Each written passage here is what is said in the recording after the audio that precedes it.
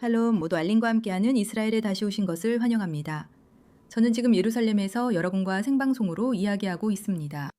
그리고 지난 48시간 동안 예루살렘에서는 정말 많은 일이 일어났습니다. 정말로 믿을 수 없는 일들이. 그러니까 그런 세계 역사를 바꿀 능력이 있는 것들이죠. 그러니까 저는 정말로 여러분과 지금 무슨 일이 일어나고 있는지 꼭 나누고 싶어요. 모든 일이 잘 풀리면 다음 주에 채널의 원래 콘텐츠와 부활절 등 평소 이야기하던 주제로 돌아올 것을 약속드릴게요. 하지만 지금은 여러분과 무슨 일이 있었는지 이야기해야 해요. 그리고 사실 여러분에게 그냥 말하고 싶은 게 아니라 오늘 있었던 저의 기술적인 문제들도 보여드리고 싶어요. 여기가 예루살렘의 구시가지예요, 여러분. 이 영상을 잘 보세요. 몇 초밖에 안 되니까 다시 한번 보여드릴게요. 이걸 보세요. 이게 예루살렘 구시가지의 성벽이에요. 그리고 우리는 미사일이 예루살렘 구시가지 안으로 날아드는 모습을 보고 있어요. 이건 정말 역사상 한 번도 일어난 적이 없었던 일이에요. 여러분이 볼 수 있도록 한 번 더, 세 번째이자 마지막으로 보여드릴게요. 미사일이 예루살렘 구시가지 안에 떨어졌어요. 이 점을 분명히 해둘게요. 저 여기 왔어요, 여러분.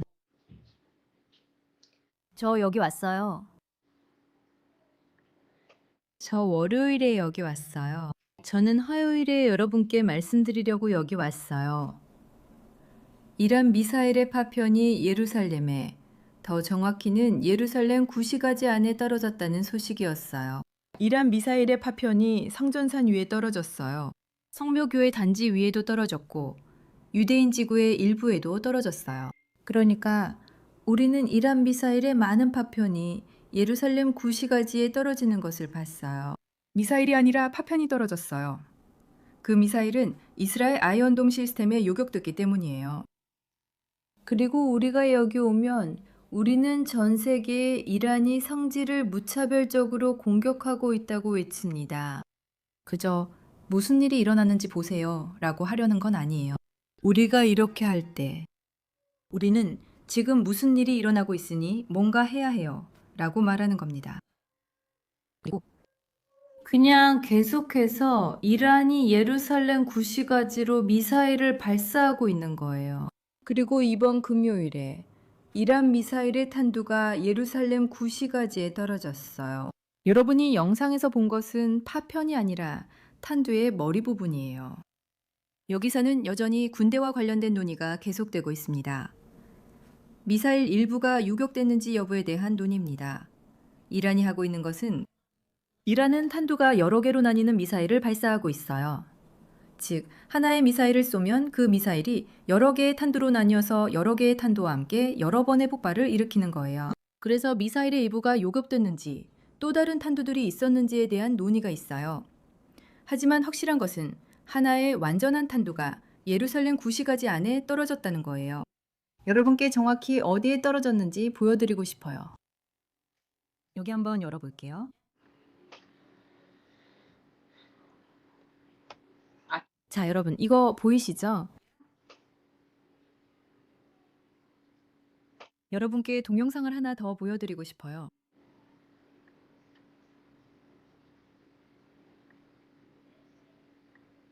여기 보세요.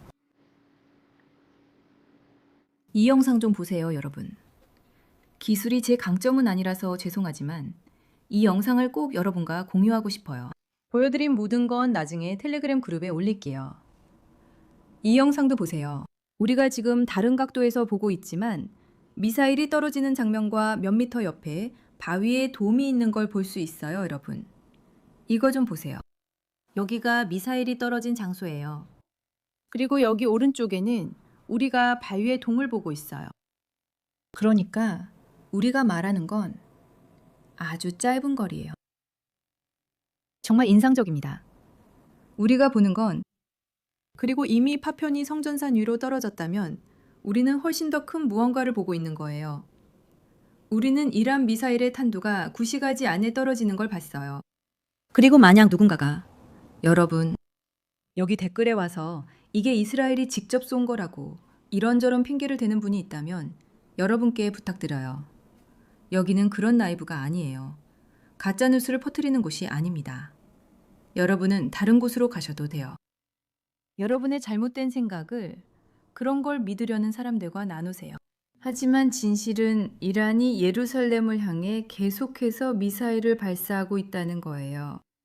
지난 2주 반 3주 동안 우리가 이란과 직접적으로 충돌하고 있는 사이에 수십 번의 사이렌이 울렸어요. 그리고 지난 2년 반 3년 동안 이란과 이란의 동맹국들에 의해 수백 발의 미사일이 예루살렘을 향해 발사됐어요. 지난 2년 반 3년 동안요. 그러니까 여러분, 이런 일이 일어나는 건 시간 문제예요. 그리고 언제? 그리고 우리가 이런 이야기를 할 때, 그리고 이란이 하고 있는 일이 용납될 수 없다고 말할 때, 민간인 지역에 미사일을 발사하는 것은 용납될 수 없고 성지를 공격하는 것도 용납될 수 없습니다. 그들은 유대교, 기독교, 이슬람교 성지를 공격 중입니다. 우리는 파편이 통곡의 벽에 떨어지는 것을 보고 있고 성전산에도 떨어졌으며 그 옆에 있는 바위돔 근처에도 떨어졌습니다. 바위돔은 무슬림들에게도 성스러운 곳입니다. 파편이 성묘교회 단지에도 떨어졌습니다. 성묘교회는 기독교 세계에서 가장 중요한 교회 중 하나입니다. 그러니까 우리는 지금 보고 있는 거예요. 이런 일이 일어나고 있으니 전 세계가 목소리를 내고 이란의 한계를 분명히 해야 해요. 여기까지.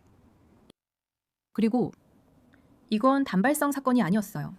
또 다른 단발성 사건도 아니었고 실수로 일어난 일도 아니에요, 여러분. 이건 의도적인 일이에요. 그래서 오늘 여러분을 위해 영상을 많이 준비해 왔어요. 왜냐하면 저는 여러분께 이걸 보여드리고 싶어서요. 지금 바로 영상을 볼 건데 이 영상은 최근 것이 아니라 몇 주 전 거예요. 여기 보세요. 우리는 바위의 돔을 보고 있고 미사일들이 바위의 동쪽으로 향하고 있는 것을 보고 있어요.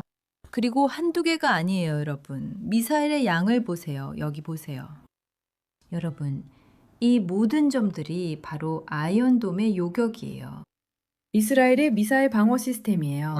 그리고 이런 요격들 덕분에 종교적, 역사적, 그리고 인도적인 비극이 일어나지 않는 거예요.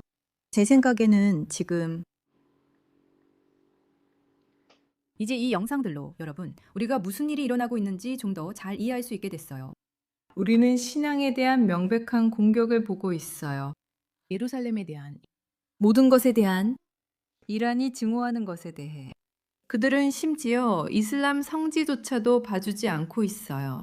그들은 자신들이 그렇게 중요하다고 말하는 에락사 사원과 바위의 돔을 전혀 존중하지 않아요. 에락사 사원과 바위의 돔이 우리에게 중요하다고 말하면서도요. 그들은 말만 하고 행동으로는 증명하지 않아요. 우리는 그들의 공격을 직접 보고 있습니다. 여기서 잠깐 바꿔볼게요. 카메라 높이를 좀 조절해서 좀 더 나아지는지 볼게요.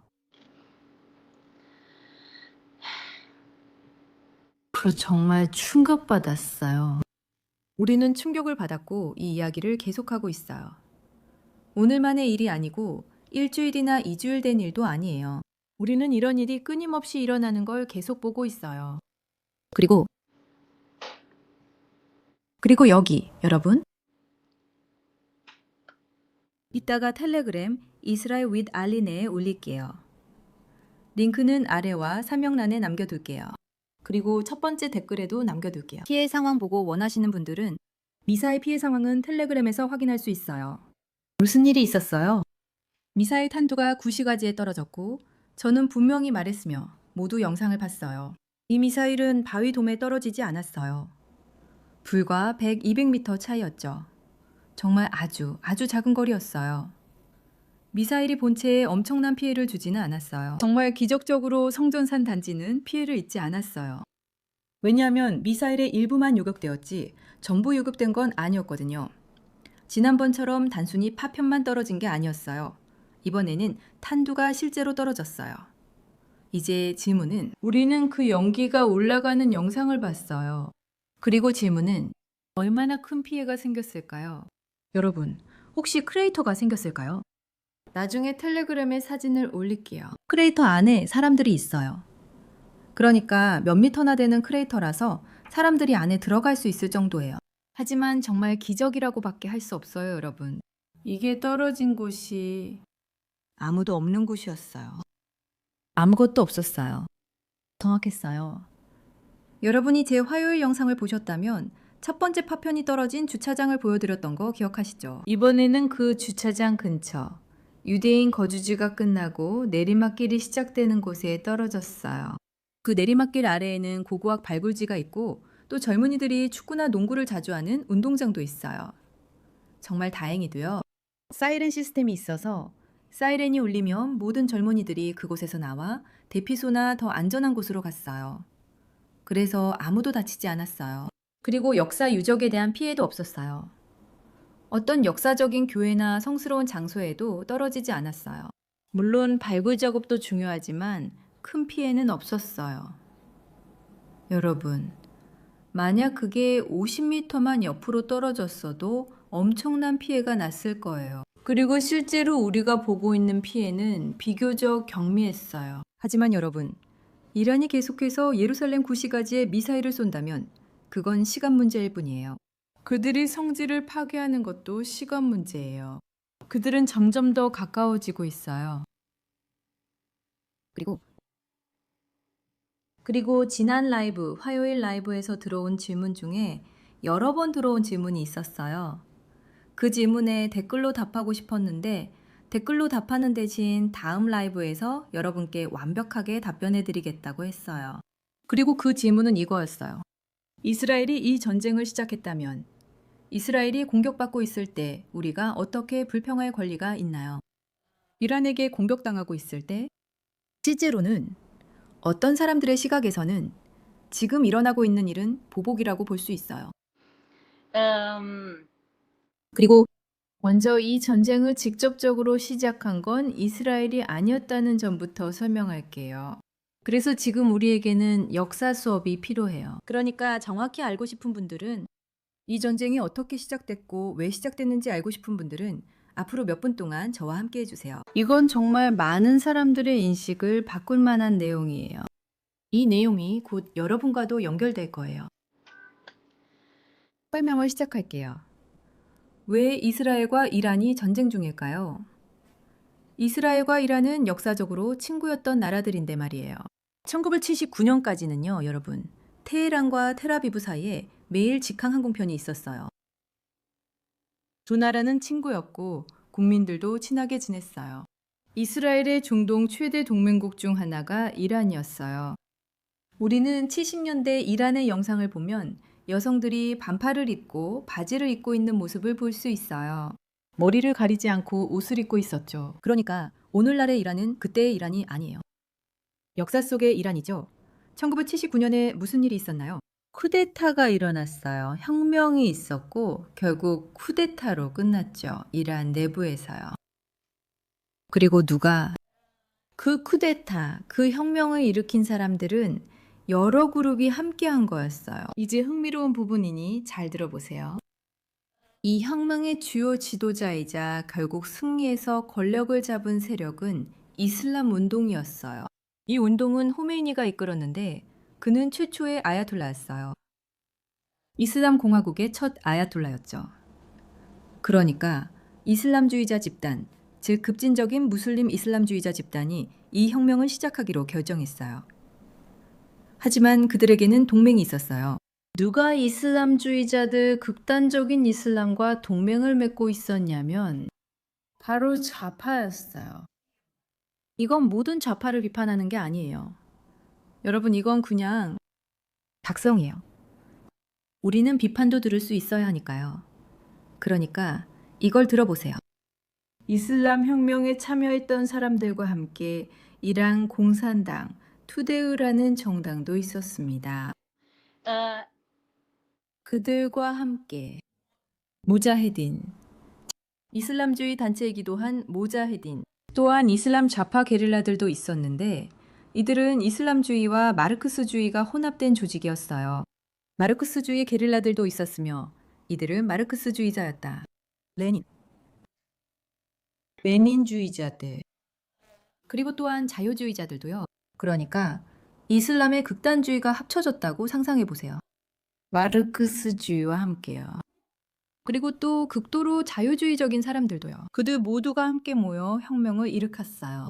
일종의 왕 같은 존재였던 샤의 정부를 무너뜨렸어요. 이란 안에서. 그리고 그들은 권력을 잡았어요. 그리고 무슨 일이 일어났나요?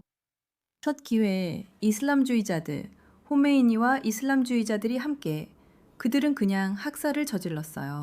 좌파를요. 말 그대로요, 여러분. 그들은 처형했어요. 체포하고 그냥 모든 마르크스주의 좌파들을 몰살시켰어요. 이슬람주의자들을 도왔던 바로 그 사람들이 권력 잡은 후 그들을 도운 사람들이 가장 먼저 희생됐어요. 페르시아어에 이런 구호가 있어요. 물론 저는 페르시아어를 못하지만 하지만 이런 구호가 있어요. 우리가 혁명을 일으켰다. 우리가 한 일이 뭐였지? 그들 스스로도 샤에게 불만이 있던 많은 사람들의 의도가 무엇이었는지 깨달았어요. 그리고 물론 우리는 샤를 비판할 수 있죠. 물론 샤에게 긍정적인 점도 많았지만 부정적인 점도 있었어요. 그래서 불만을 가진 사람들이 혁명에 참여하기로 결정했죠. 마르크스주의 좌파, 가장 극단적인 좌파들도 그 혁명에 참여했지만 결국 그들은 자신들의 권리를 잃게 되었어요. 그들은 그저 무참히 학살당했어요. 그들은 감옥에 갇히고 학살당하고 추방당했어요. 그래서 오늘날 이란 디아스포라의 일부는 자신들의 고통을 초래한 일을 도왔던 사람들이에요. 그리고 1979년에 집권한 이 새로운 극단적 이슬람 정부는 새로운 슬로건을 채택했어요. 이란 이슬람 공화국의 슬로건은 다음과 같아요. 미국의 죽음을, 이스라엘의 죽음을. 잘 들으세요. 미국의 죽음을, 이스라엘의 죽음을. 그리고 이제 우리를 그런 입장에 놓고 생각해 봅시다. 상상해 보세요. 여러분은 가족과 함께 집에 있습니다. 그리고 어떤 조직, 한 무리가 소리치기 시작합니다. 너희 가족은 죽어야 한다. 상상해 보세요. 지금 사람들이 소리치고 있는 걸 봅니다. 우리는 너희가 죽기를 원해. 우리는 너희가 죽기를 원해. 너희는 존재할 권리도 살 권리도 없어. 그러면 이렇게 말하겠죠. 어머, 이게 뭐야? 하지만 우리가 이 문제에 대해 뭔가 할 수 있을까? 네가 얼마나 전쟁을 시작할 수 있을까? 네가 얼마나 아직 너한테 직접적으로 아무것도 하지 않은 조직을 공격할 수 있을까? 지금은 말로만 위협하는 거야. 그러니까 첫 번째 단계는 말로만 위협했어. 두 번째 단계는 무장을 시작한 거야, 여러분. 그들은 정말 엄청난 규모의 무장을 갖추기 시작했어, 여러분. 우리가 말하는 건 탄도 미사일이야. 여러분, 우리가 말하는 건 드론이에요. 고성능 군사용 드론이에요. 우리는 핵폭탄에 사용할 우라늄 농축에 대해 이야기하고 있어요. 정말 거대한 규모의 무장에 대해 이야기하는 겁니다. 보여드릴 게 있어요.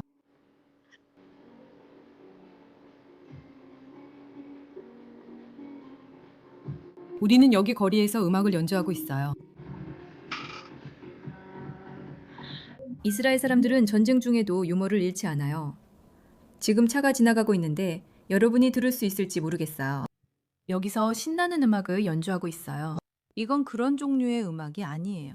펑크나 그런 건 전혀 아니에요. 주제가 있는 음악들이에요. 성경적이고 종교적인 주제지만 현대적인 리듬이에요. 여러분이 들으셨는지 모르겠네요. 제 뒤에는 1999년에 불법적으로 버려진 템플 마운트에 흙 400트럭 분량 이 쓰레기처럼 쌓여 있습니다. 하지만 두 명의 고고학자는 이 흙이 사라지도록 내버려 두지 않았습니다. 그들은 이 흙을 구출해 템플 마운트 선별 프로젝트를 만들었습니다. 오늘날까지 50만 점이 넘는 유물이 발굴되었습니다. 솔로몬 성전의 도기, 예수시대의 동전, 영원히 사라질 뻔했던 역사의 조각들이죠. 이제 여러분도 이 구출 작전에 참여할 수 있습니다. 진짜 템플 마운트의 흙을 집으로 받아보고 성서 고고학을 지키는 데 힘을 보태세요. QR코드를 스캔하거나 아래 링크를 방문하세요. 여기요. 잠깐만요. 여러분, 이게 아까 말씀드린 겁니다. 여기 보시는 건 이 미사일로 인한 피해입니다. 이 미사일은 바로 저 골목 끝, 고고학 발굴지로 내려가는 길에 떨어졌어요. 뒤를 돌아보면 제가 말씀드렸던 축구장과 농구장이 있어요. 미사일이 그쪽으로 떨어졌어요. 저 고고학 발굴지 쪽으로 떨어졌어요. 사람들이 이미 들어가는 게 보여요. 이것이 미사일 피해입니다. 하지만 이제 이거 보세요. 이건 이란에서 생산된 미사일 중 하나예요. 여러분, 이 미사일들은 엄청난 위력을 가지고 있어요. 구시가지에 떨어진 것보다 훨씬 더 커요. 그리고 옆면에 글씨가 적혀 있는 걸 볼 수 있어요. 그런데 이 글씨는 페르시아어가 아니에요. 이 글씨는 히브리어로 되어 있어요. 왜냐하면 이건 메시지이기 때문이에요. 이란 국민을 위한 메시지가 아니에요. 이건 우리를 위한 메시지예요. 여기 히브리어로 이렇게 적혀 있어요. 마브라트 네이스라엘, 이스라엘의 죽음을. 여기에서도 또 다른 고성능 미사일을 볼 수 있어요. 이건 핵무기 전시회 같아요. 그들이 군사무기를 전시한 거예요. 아, 핵무기는 아니고 죄송해요. 군사무기들이에요. 여기서는 미사일, 로켓, 개발 중인 기술을 보여줍니다. 또 아랍어, 영어, 히브리어로 쓴 것도 볼 수 있습니다. 하지만 영어 문구에 속지 마세요. 영어로는 이스라엘을 타도하라 라고 쓰여 있지만 페르시아어로는 히브리어로도 명확히 쓰여 있어요. 이스라엘의 죽음을. 여기에도요. 저 거대한 미사일에도 이렇게 쓰여 있어요. 우리는 이스라엘을 아예 없애버려야 해요. 그러니까 이스라엘을 지도에서 지워야 한다는 거죠. 여기도 마찬가지입니다. 첫 단계는 이스라엘의 죽음을 이라고 말하는 것입니다. 두 번째는 구매하고 생산하는 거예요. 무기를 만드는 거예요. 이스라엘에 큰 피해를 줄 수 있는 무기예요. 여기서 내려줘요. 여러분, 우리는 단계별로 진행 중이고 첫 단계는 말하기였습니다. 두 번째 단계는 무장하는 거였어요. 그리고 질문은 여러분이 누군가가 여러분의 집에 침입해서 가족 모두를 학살하려 한다는 걸 안다고 상상해 보세요. 하지만 그 사람은 무기를 가졌지만 아직 행동하지 않았어요. 여러분은 그 사람을 상대로 실제로 무엇을 할 수 있나요? 그리고 이건 이스라엘만을 향한 게 아니에요. 분명히 말하죠. 예를 들어 우리는 이렇게 말했습니다. 구호는 먼저 미국의 죽음을, 그 다음 이스라엘의 죽음을, 미국의 죽음을, 이스라엘의 죽음을. 둘째, 그들이 만드는 무기는 이스라엘 공격만을 위한 게 아니에요. 예를 들어 최근 며칠 동안 이란이 만든 것을 우리가 봤어요. 미사일을 발사했어요. 그러니까 그들은 기지를 향해 탄도미사일을 발사했어요. 미국 기지 이름이 섬에 있는 디에고 가르시아에 있는 차고스 제도에 있어요. 인도양 한가운데 있는 잘 알려지지 않은 곳이에요. 여러분, 정말 멀고 멀어요. 여기서요. 그리고 대략 4,000km 정도 떨어져 있어요. 여러분, 이스라엘은 이란에서 약 1,200, 2,000km 떨어져 있습니다. 상황에 따라 달라요. 이란의 어느 지점에서 이스라엘을 향해 발사하느냐에 따라 달라집니다. 그들이 생산할 때 4,000km 미사일을 만들 때 그건 공격하기에 충분하지 않아요. 미국을 타격하기엔 충분하지 않아요. 그리고 그건 이스라엘을 공격하기엔 너무 강해요. 4,000km 미사일을 만드는 유일한 이유는 다른 곳을 공격하기 위해서요. 다른 목표들, 이스라엘과 미국뿐만 아니라요. 그게 그들이 보는 코페르, 즉 적으로. 급진 이슬람의 적이죠. 그리고 여기에는 유럽도 포함돼요. 그래서 이 4,000km 미사일들은 주로 유럽의 수도들을 공격하기 위해 생산된 것으로 간주돼요. 즉, 이 미사일들은 유럽의 수도들에 큰 피해를 줄 수 있습니다. 하지만 계속할게요. 그래서 그들은 이스라엘의 죽음을 외치기 시작했고 무장을 시작했어요. 그리고 말로만 그런 게 아니에요, 여러분. 준비만 한 것도 아니었어요. 있었어요. 이란이 미국과 이스라엘을 상대로 수백 번의 공격을 했어요. 분명히 해둘게요. 이 전쟁은 2, 3주 전에 시작된 게 아니에요. 이 전쟁은 1979년에 이란이 그들의 계획을 시작했을 때 시작됐어요. 그리고 바로 1979년에 예를 들어 이란이 유명한 인질 사태가 있었어요. 52명의 미국인 이란에서 444일 동안 인질로 잡혀 있었어요. 여러분, 그들은 사실상 이란 땅에 있던 미국인들을 납치한 거예요. 왜 미국인들이 이란에 있었냐고요? 아주 간단해요. 왜냐하면 이란은 미국의 친구였고 이스라엘의 친구였거든요. 그런데 어느 날 갑자기 그게 바뀌었어요. 그리고 미국인들, 특히 대사관에서 일하던 사람들은 하루아침에 444일 동안 감금당하게 됐어요, 여러분. 이게 바로 1979년에 일어난 일이에요. 정부가 바뀌던 날 이런 일이 시작됐어요. 1983년에 베이루트에서 미국 대사관에 대한 테러가 있었어요. 그리고 1983년 에도, 베이루트에서 미 해병대 병영에 대한 테러가 있었어요. 미 해병대는 미국 군인들이에요. 여러분, 그 공격에서만 241명의 미국인이 목숨을 잃었어요. 그리고 1996년에도 그들은 공격을 했어요. 사우디아라비아에 있는 미국 기지를 공격했죠. 그게 바로 타워 폭탄 테러예요. 코바르예요. 발음이 조금 이상해도 양해 부탁드려요. 코바르 타워에서입니다. 2019년에도 그들은 포위를 했어요. 바그다드에 있는 미국 대사관을 공격했죠. 그리고 2023년 이후로 상황이 더 심각해졌어요, 여러분. 이건 제가 몇 가지 예시만 말씀드린 거예요. 미국의 공격에 대해서만 몇 시간이고 계속 이야기할 수 있을 정도예요. 여러분이 저를 잘 보고 듣고 계신지 확인할게요.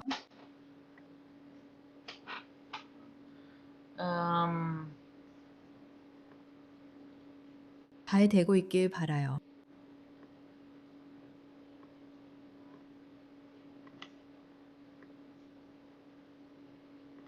이렇게 한번 해볼게요. 네. 그러니까 여러분, 이건 제가 여기서 언급한 몇 가지 공격들 뿐이에요. 이스라엘을 상대로 한 것도요. 더 잔인한 공격들도 있었어요. 1992년에 있었던 일인데 이란이 부에노스아이레스에 있는 이스라엘 대사관을 상대로 공격을 조직하고 실행했어요. 우리 쪽인 아르헨티나에서요. 29명이 사망했어요. 그리고 1994년에 여러분, 그들은 아미아를 폭파해서 85명이 사망했어요. 알리네 아미아가 뭐예요? 아미아는 이스라엘 기관인가요? 아니에요. 아미아는 아르헨티나 유대인 공동체에 속한 건물이에요. 이스라엘 건물이 아니에요. 이란이 테러를 저지를 때 대상은 세계 곳곳에서 그들은 이스라엘만을 겨냥하지 않아요. 그들은 우리의 싸움은 이스라엘 상대라 말할 수 없어요. 그들 스스로 하이바르 알 예후다라 합니다. 그러니까 우리는 유대인들을 학살할 거라는 뜻이에요. 그래서 그들은 공격해요. 유대교 회당과 유대인 공동체 센터를 공격해요. 그리고 아미아는 그 대표적인 예시예요. 아미아는 이스라엘과 직접적인 관련이 전혀 없어요. 그곳은 아르헨티나 유대인 공동체의 중심지였고 방문객들은 모두 유대교 신앙을 가진 아르헨티나인이었습니다. 하지만 그들 중 85명, 이 바로 이란이 가진 그 증오 때문에 목숨을 잃었어요. 그리고 이란이 세계의 주요 테러 단체들의 자금을 대고 있어요. 헤즈볼라, 후티, 하마스. 여러분, 10월 7일 학살의 많은 부분을 자금 지원하고 준비한 것은 이란이었습니다. 분명히 해둡시다. 이스라엘에 침입한 것은 하마스였습니다. 하지만 하마스를 지원하고 훈련시키고 국제적으로 도와주는 것은 이란입니다. 그러니까 이란은 10월 7일에 일어난 학살과 아이들의 죽음에 직접적인 책임이 있습니다. 여러분, 말씀드린 모든 것은 이스라엘이 이란의 행동을 취하기 전의 일입니다. 그리고 물론 우리가 말하는 것은 전 세계 곳곳에서 발생한 공격들입니다. 혹은 하마스나 헤즈볼라처럼 이란의 꼭두각시들이 저지른 일들이죠. 그리고 이스라엘과 이란 사이의 첫 번째 직접적인 공격은 2024년 4월 13일에 일어났어요. 이 날짜를 꼭 기억해 두세요. 2024년 4월 13일, 처음으로 두 나라 사이에 처음으로 직접 미사일 공격이 벌어졌어요. 그리고 누가 누구를 공격했을까요? 이란이 이스라엘을 공격했어요. 그리고 한 번 쏜 게 아니었어요, 여러분. 320개가 넘는 발사체였어요. 170대의 드론이었고 120개의 탄도미사일과 30개의 순항미사일이었습니다. 이란이 이스라엘을 공격했고 이스라엘이 보복했어요. 아주 조금이요. 그때 미국 정부도 이스라엘이 이란에 진짜로 보복하는 걸 허락하지 않았어요. 그리고 이란은 그렇게 느꼈다. 처벌받지 않았다고 느낀 이란은 2024년 10월 1일에 또다시 공격을 했어요. 그리고 이란은 이스라엘을 향해 180개가 넘는 탄도미사일을 발사했어요. 그러니까 누군가 여기 와서 이스라엘이 전쟁을 시작했다고 말하면 대답은 이거예요. 이스라엘이 전쟁을 시작한 게 아니에요. 이란이 전쟁을 시작했어요. 2024년 4월 13일에요. 하지만 사실 그게 직접 가해진 첫 번째 공격이었어요. 그 이후로 이란이 한 모든 일들, 여러분. 그 상황을 다시 상상해 보세요. 집에서 자녀와 아내 등 가족과 함께 있는데 갑자기 누군가 찾아옵니다. 다른 주 도시에서 온 사람이 이렇게 말해요. 우리는 여러분을 죽이고 싶어요. 집을 더 잘 잠가야겠네. 그러면 그 사람을 보면 그 사람이 무장하고 있다는 걸 알 수 있어요. 그 사람이 무기를 사고 있다는 걸 알잖아요. 고성능 무기를요. 그러면 이렇게 말하죠. 당신은 경찰에 신고하기 시작해요. 하지만 경찰은 아무것도 하지 않아요. 이 경우 경찰은 유엔이어야 해요. 국제기구들은 실제로 몇 가지, 이란에 대한 공식적인 비난 몇 가지를 해요. 이렇게 말하죠. 아, 여기서 우리는 하고 있어요. 이제 더 이상 할 수 없어요. 그들은 정말 작은 일만 몇 가지예요. 당신도 알잖아요. 그리고 이제 그 집단이 직장 동료를 공격하고 다른 도시에서는 가족도 죽이기 시작했어요. 점점 더 가까워졌어요, 계속. 그리고 어느 날 그가 당신 집 옆을 지나가다가 당신 집을 총으로 난사하기 시작해요. 그리고 그 처음 두 번의 공격에서 피해는 비교적 작았어요. 물리적인 피해는 매우 컸지만 잃은 생명의 수는 적었어요.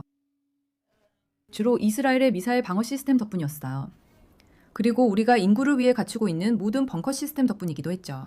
하지만 그들이 싸우며 우린 돌아올 거야, 다시 할 거야 라고 말할 때가 있어요. 이스라엘이 얼마나 더 참을 수 있을까요? 아무것도 하지 않은 채로. 사람들이 왜 전쟁이 있냐고 물을 때가 있어요. 전쟁이 왜 있는지는 아주 분명해요. 이란이 이스라엘을 파괴할 준비를 하고 있기 때문이에요. 이란이 우라늄을 농축하고 있기 때문이에요. 그리고 그들은 그들 스스로 자신들이 가지고 있다고 말했어요. 이미 60%까지 농축된 우라늄을 수톤이나 가지고 있다고 했어요. 핵폭탄 11개를 만들 만큼 충분한 양이에요. 마지막 농축 단계만 남았고 금방 끝낼 수 있어요. 그 사람들은 그렇게 말해요. 정말 부끄러운 줄 몰라요. 이란 의회의 연설을 보세요. 지금 전쟁 중에 나온 것 말고 그 전 연설들을 보세요. 즉, 그들이 이스라엘을 파괴하려는 건 분명합니다. 이스라엘에 대해서는 그걸 그냥 허락해야 하나요? 우리 아이들의 생명도 중요해요. 우리 시민들의 생명도 중요하죠. 그래서 전쟁이 시작된 거예요. 그리고 모든 전쟁에서는 민간인들이 희생된다는 점을 분명히 해야 해요. 그리고 그건 어느 쪽이든 비극이에요. 이란 민간인들이 목숨을 잃을 때 그건 비극이에요. 이스라엘 민간인들이 목숨을 잃을 때도 그건 역시 비극이에요. 모든 민간인의 생명이 소중하다는 점을 분명히 합시다. 하지만 이란이 공격할 때 이란은 의도적으로 민간 지역을 공격하고 있습니다. 그들은 의도적으로 예루살렘의 구시가지와 성지를 공격하고 있습니다. 왜냐하면 그들은 우리 각자 안에 예루살렘이 있다는 것을 알고 있기 때문입니다. 예루살렘은 이제 단순한 도시가 아닙니다. 예루살렘은 우리의 수도입니다. 다윗 왕 시대부터 수도였어요. 여러분, 모든 이스라엘 사람은 전 세계 유대인은 예루살렘과 연결되어 있어 이란이 공격합니다. 겉으론 말이 안 돼 보여도 사실은 말이 됩니다.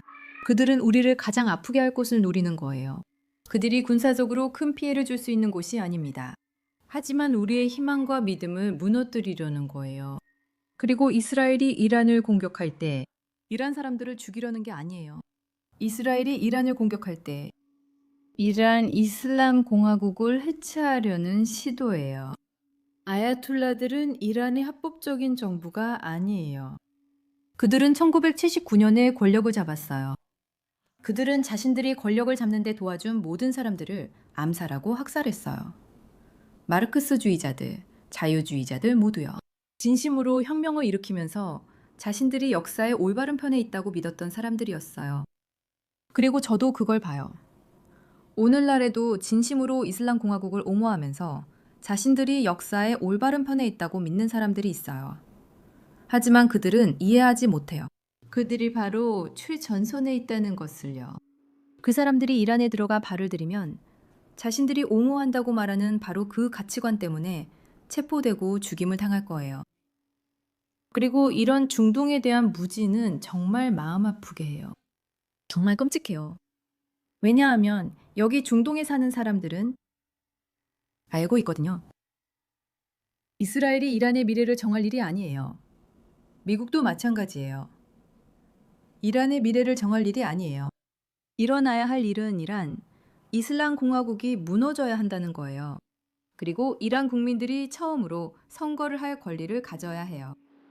1979년 쿠데타 이후로 그들은 자신들의 정부를 직접 선택할 수 없었어요. 왜냐하면 저는 확신하거든요. 이란 사람들을 알고 있기 때문에 그들은 정말 멋지고 교양 있는 사람들이에요. 마음의 사랑을 품고 있어요. 저는 이란 사람들이 선택할 수 있게 된다면, 그들이 자신의 정부를 직접 선택할 수 있게 된다면 절대 테러리스트를 선택하지 않을 거라는 걸 알아요. 그들은 테러리즘을 지지하는 사람들, 즉 현 이슬람 공화국을 선택하지 않을 것입니다. 이스라엘이 공격할 때 이스라엘은 공격해요. 본부들을요.